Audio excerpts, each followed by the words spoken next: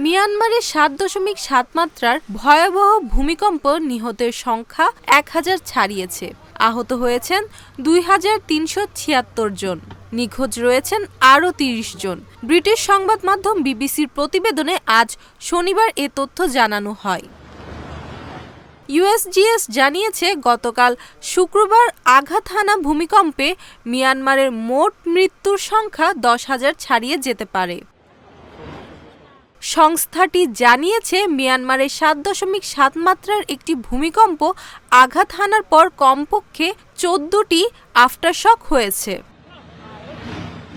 মার্কিন ভূতাত্ত্বিক জরিপ সংস্থা ইউএসজিএস জানিয়েছে, স্থানীয় সময় গতকাল শুক্রবার দুপুর ১২টা ৫০ মিয়ানমারের মধ্যাঞ্চলীয় শহর মান্দালয়ের কাছে ৭.৭ তীব্রতার ভূমিকম্প আঘাত হানে।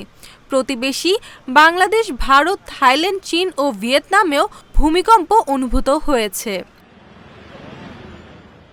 থাইল্যান্ডের রাজধানী ব্যাংককে কয়েকটি বহুতল ভবন ধসে পড়ায় এখনও নিখোঁজ আছেন শতাধিক মানুষ।